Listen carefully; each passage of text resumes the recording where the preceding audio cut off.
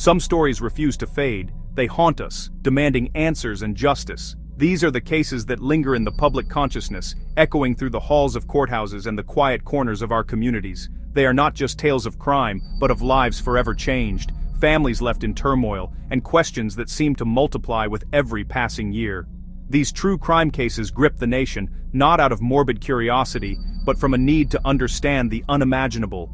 We watch, we listen, and we hope, hoping that the truth will emerge from the shadows, that justice will prevail, and that the pain of those affected will somehow be eased. Today, in December 2025, we revisit several such cases, each a puzzle with pieces scattered across courtrooms and communities. These are stories that have captured headlines, inspired debate, and left investigators, journalists, and the public searching for clarity in a sea of uncertainty. From chilling allegations against a criminology student in Idaho where the line between expert and suspect blurs, to a high-society murder trial in Massachusetts that has exposed secrets behind closed doors, these stories keep evolving. Each new revelation brings more questions and the stakes only grow higher.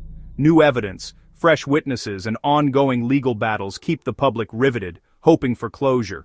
The legal process is painstaking, with every document, every testimony, and every courtroom moment scrutinized by those desperate for resolution. We'll examine the latest developments, Bryan Kohberger's actions behind bars, where his behavior and statements continue to spark speculation about his motives and state of mind. The prison walls may be thick, but the world is still watching, waiting for answers that may never come. Luigi Mangione's revealing police encounter has added new layers to an already complex investigation, raising doubts and suspicions that ripple through the community. Each interview, each piece of evidence is a step closer, or perhaps further, from the truth. And then there's the disturbing Walshe trial, a case that has shocked even seasoned legal experts. The courtroom has become a stage for drama, heartbreak, and the relentless pursuit of justice. We'll also revisit the mysterious cruise ship death of Anna Kepner, a tragedy that unfolded far from shore but continues to raise troubling questions about what really happened that night at sea. The Martha Moxley cold case remains a haunting reminder of how time can obscure the truth, yet never fully erase the hope for justice. Decades may pass, but the search for answers endures, and the ever-twisting Murdaugh saga continues to captivate and confound, with each new chapter revealing deeper layers of deception, tragedy, and intrigue. All are bound by a relentless search for truth and the hope that justice will finally be served. In the end, it is this unending quest for answers that unites us, reminding us that behind every headline is a human story, and behind every case, a plea for resolution. The case against Bryan Kohberger, accused of murdering 4 University of Idaho students, has taken a disturbing turn inside Latah County Jail. Reports suggest Kohberger has tried to contact some of America's most notorious serial killers. Is this academic curiosity, or something darker, a search for validation or belonging among infamous criminals? For the victims' families, this news is another painful twist. Every detail of Kohberger's behavior is scrutinized as the legal process drags on. These alleged communications don't prove guilt, but they deepen the mystery of his motives. Even behind bars, Kohberger's actions add a chilling layer to an already harrowing case. In the investigation of a professor's death, Luigi Mangione's brief encounter with police at a McDonald's has become a focal point. A body language expert analyzed the footage, noting Mangione's anxiety and evasive behavior, signs of someone under immense stress. His posture, lack of eye contact, and nervous gestures suggest more than routine nerves. While not proof of guilt, this analysis offers insight into Mangione's state of mind at a critical moment. Such expert perspectives add depth to modern investigations, blending psychology with police work. For the public, it humanizes the suspect, revealing the pressure and complexity behind a headline. The McDonald's encounter, though brief, may prove pivotal as the case unfolds. Every gesture, every glance is now a potential clue. The trial of Brian Walshe, accused of murdering his wife Anna, has exposed a disturbing portrait of the accused. A relative described Walshe as a violent villain, a label that cuts through courtroom formalities. The jury now weighs evidence and chilling testimony, including Walshe's internet searches and attempts to cover his tracks. His courtroom demeanor, papers in hand, rosary visible, raises questions, remorse, faith, or performance. Family testimony adds a raw, human dimension, reminding us the tragedy extends far beyond legal arguments. As the verdict looms, the community and Anna's family brace for the outcome. The trial's legacy will linger, shaped by the darkness revealed within a seemingly ordinary life.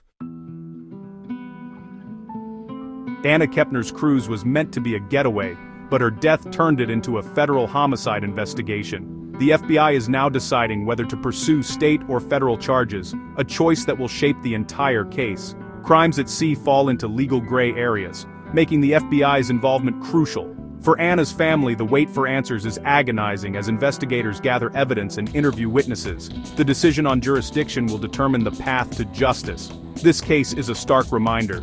Even in places of leisure, danger can lurk. The FBI's careful deliberation signals the seriousness of the crime. All eyes are on the Bureau's next move, as Anna's family hopes for clarity and justice. Some cases never close. No matter how many years pass, or how many headlines fade into memory, the questions remain. The Martha Moxley case is one such story, a chilling reminder that justice can be elusive, and that the truth sometimes hides in the shadows for decades. In 1975, the quiet, affluent community of Greenwich, Connecticut, was shattered by the brutal murder of 15-year-old Martha Moxley. Her death sent shockwaves through the town, and the case quickly became one of the most haunting mysteries in American true crime history. Over the years, the case drew national attention, in part because of its connection to the powerful Kennedy family. Decades later, a Kennedy cousin has broken his silence, offering new insight into the events of that fateful night. He referenced a troubled upbringing, family secrets, and an arrest warrant that would forever tie his name to the tragedy. The revelations have reignited public interest and cast a new light on the investigation. This new statement shifts the focus away from Michael Skakel, the Kennedy cousin whose conviction was ultimately vacated after years of legal battles, and instead highlights the broader turmoil and dysfunction within the family itself.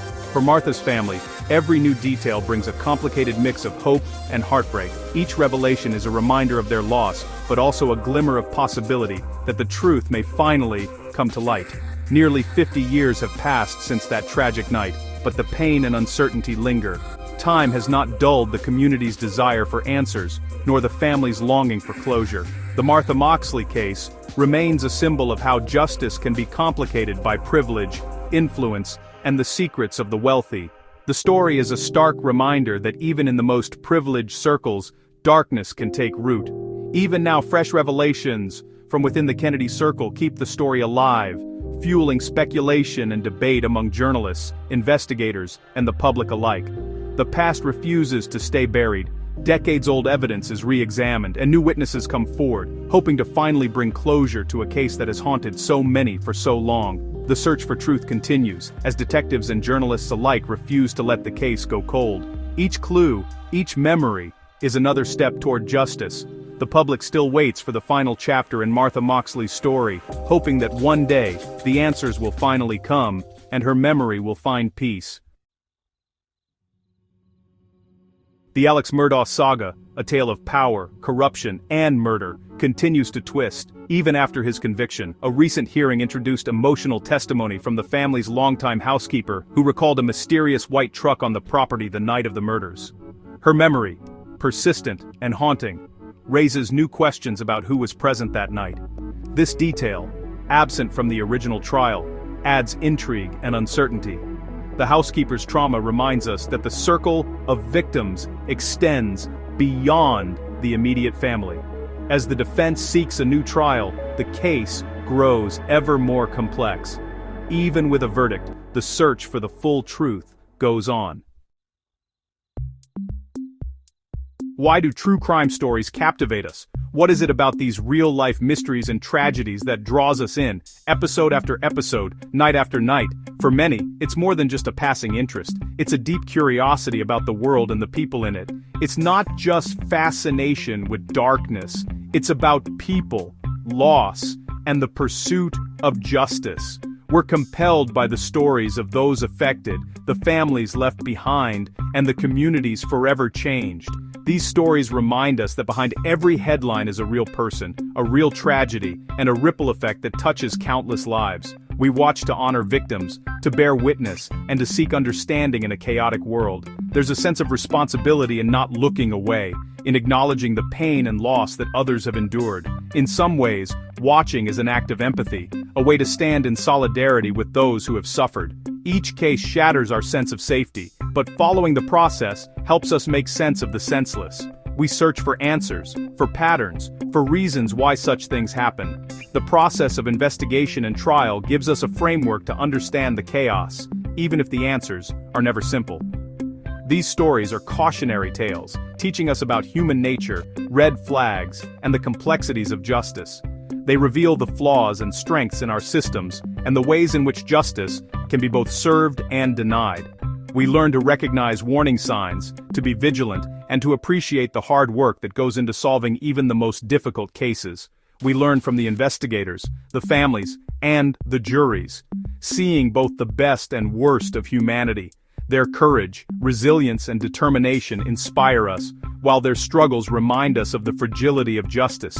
Every perspective adds a new layer to our understanding, making these stories as complex as the people involved. True crime is a real-world education in psychology and civics. It challenges us to think critically, to question assumptions, and to grapple with moral dilemmas. We gain insight into the minds of both victims and perpetrators, and we see how laws and ethics shape the outcomes of these cases. Ultimately, we're drawn to the drama, the courage, and the hope for resolution. We want to see justice done, to witness closure for those who have lost so much, and to believe that truth can prevail even in the darkest circumstances. We watch not for entertainment, but because we care about the outcome. These stories connect us to one another, reminding us of our shared humanity and our collective hope for a safer, more just world. Above all, we hope these stories end with justice, and that by watching, we help keep the memory of the victims alive, and the pursuit of truth ongoing. The path to justice is rarely straight. Delays, challenges, and painstaking work define every case. For victims' families, each step is a reminder of their loss and a hope for answers. Justice isn't just a verdict, it's about accountability, truth, and the validation of a life lost. The work of law enforcement, prosecutors, and even the public is part of this collective pursuit. Justice also means creating a historical record, ensuring the truth is preserved. Testimony, like the housekeepers in the Myrtle case, becomes part of that record. The pursuit of justice is a promise. We will not stop searching, demanding answers, or remembering the victims. That's why these stories matter, and why we continue to watch.